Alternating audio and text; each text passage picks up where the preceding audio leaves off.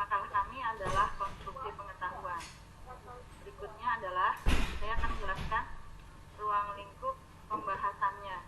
Ruang lingkup pembahasannya pertama adalah tentang hakikat konstruksi pengetahuan. Kemudian teori-teori tentang konstruksi pengetahuan. Yang ketiga, proses konstruksi pengetahuan. Yang keempat, manfaat penerapan teori konstruktivisme. Yang kelima, kendala dalam penerapan teori konstruktivisme. Hakikat konstruksi pengetahuan. Konstruksi adalah sebuah proses mental di mana seorang pembelajar mengambil banyak potongan informasi yang terpisah dan menggunakannya untuk membangun pemahaman atau tafsiran yang menyeluruh. Teori-teori tentang konstruksi pengetahuan. Pengetahuan adalah informasi yang telah diproses dan diorganisasikan untuk memperoleh pemahaman, pembelajaran, dan pengalaman yang terakumulasi sehingga bisa diaplikasikan ke dalam masalah atau proses tertentu. Bragar dan Johnson tahun 1993. Hakikat konstruksi pengetahuan. Konstruksi pengetahuan adalah sebuah perspektif teoritis yang berfokus pada bagaimana pembelajar menyerap sejumlah informasi yang terpisah dan menggunakannya untuk menciptakan dan membangun pemahaman atas dunia di sekelilingnya. Konstruktivisme merupakan pendekatan untuk pembelajaran yang menekankan bahwa individu akan belajar dengan baik apabila mereka secara aktif mengkonstruksi pengetahuan dan pemahamannya. Selanjutnya konstruktivisme. Selanjutnya akan dijelaskan oleh rekan saya, Bapak Bangga. Silakan.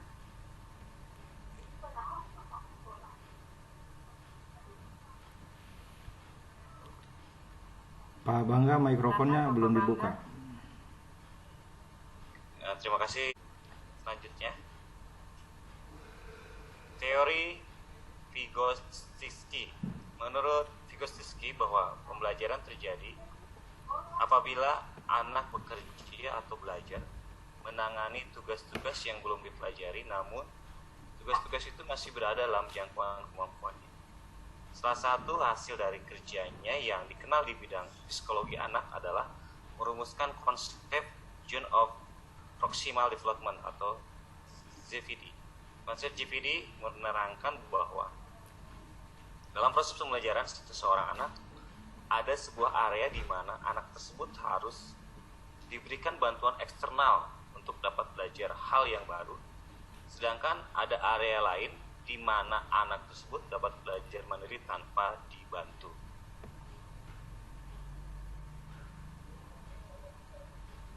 Teori Vygotsky masih teori Vygotsky berkaitan dengan pembelajaran Vygotsky mengemukakan 4 prinsip, yaitu yang pertama social learning, pembelajaran sosial. Pendekatan pembelajaran yang dipandang sesuai adalah pembelajaran kooperatif. Vygotsky menyatakan bahwa siswa belajar melalui interaksi bersama dengan orang dewasa atau teman yang lebih cakap. Zone of Proximal Development, bahwa siswa akan dapat mempelajari konsep-konsep dengan baik jika berada dalam ZVD.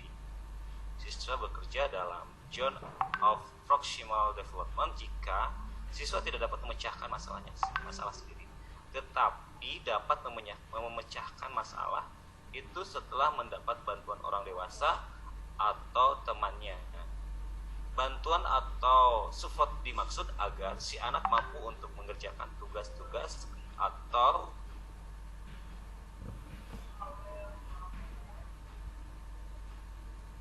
selanjutnya, Bu. Ya, atau teori magang kognitif, itu suatu proses yang menjadikan siswa sedikit demi sedikit memperoleh kecakapan intelektual melalui interaksi dengan orang yang lebih ahli, orang dewasa atau teman yang lebih pandai. Yang keempat, pembelajaran termediasi, mediation learning. Vygotsky menekankan kepada scaffolding, siswa diberi masalah yang kompleks, sulit, dan realistik, dan kemudian diberi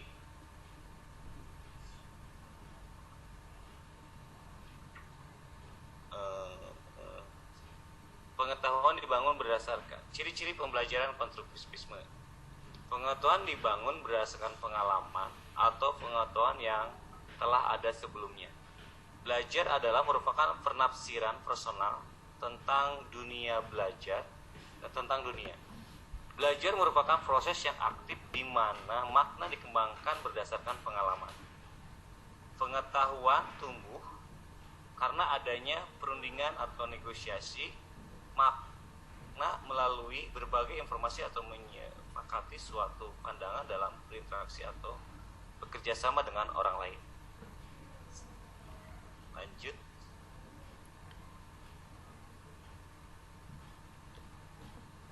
Slide 11. Strategi pembelajaran konstruktivisme. Strategi pembelajaran yang konstruktivistik adalah strategi pembelajaran yang mengaktifkan siswa. Contohnya, strategi pembelajaran berbasis inquiry based learning, yaitu suatu proses pembelajaran yang ditempuh siswa untuk memecahkan masalah, merencanakan eksperimen, melakukan eksperimen, mengumpulkan dan menganalisis data, dan menarik kesimpulan. Jika dalam pembelajaran inquiry ini siswa terlibat secara mental maupun fisik untuk memecahkan masalah yang diberikan guru. Strategi pembelajaran berbasis masalah atau problem based learning. Strategi pembelajaran berbasis masalah merupakan suatu pendekatan pembelajaran di mana siswa mengerjakan permasalahan yang autentik dengan maksud untuk menyusun pengetahuan mereka sendiri, mengembangkan inquiry dan keterampilan berpikir, mengembangkan kemandirian dan percaya diri. Oke, sampai Terima kasih Pak Bangga. 9 ya. Oke, terima kasih Ibu Moderator. Silakan untuk melanjutkan. Maka dilanjutkan oleh Ibu Septika. Baik Bu, ini akan saya lanjutkan untuk yaitu mengenai strategi pembelajaran konstruktivisme. Strategi pembelajaran kontekstual atau contextual teaching dan learning atau CPL, yaitu strategi pembelajaran kontekstual merupakan suatu proses pendidikan yang holistik dan bertujuan memotivasi siswa untuk memahami makna materi pelajaran yang dipelajarinya dengan mengkaitkan materi tersebut dengan konteks kehidupan mereka sehari-hari atau konteks pribadi, sosial, dan kultural. Sehingga siswa memiliki pengetahuan atau keterampilan yang secara fleksibel dapat diterapkan atau ditransfer dari satu permasalahan atau satu konteks ke permasalahan atau konteks lainnya.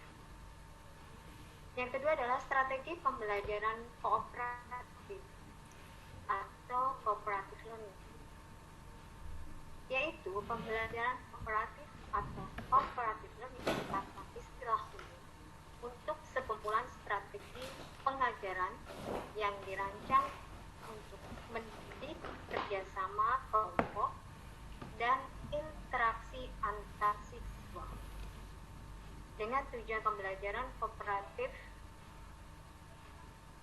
setidak-tidaknya meliputi 3 tujuan pembelajaran, yaitu hasil belajar akademik, penerimaan terhadap keragaman, dan pengembangan keterampilan sosial. Baik, selanjutnya saya serahkan kepada Pak Nana. Oke, Assalamualaikum warahmatullahi wabarakatuh teman-teman semua.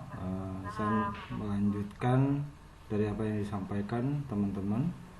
Yang lainnya sudah lebih dahulu presentasi, saya akan menjelaskan tentang kelebihan pembelajaran konstruktivisme ya. Jika teori konstruktivisme diterapkan dalam pembelajaran di dalam kelas, maka akan menghasilkan beberapa manfaat. Yang pertama, menyediakan pengalaman proses konstruksi pengetahuan. Yang kedua, menyediakan pengalaman dan penghargaan terhadap beragam cara pandang atau gagasan. Yang ketiga, menempatkan proses belajar dalam konteks yang realistis dan relevan.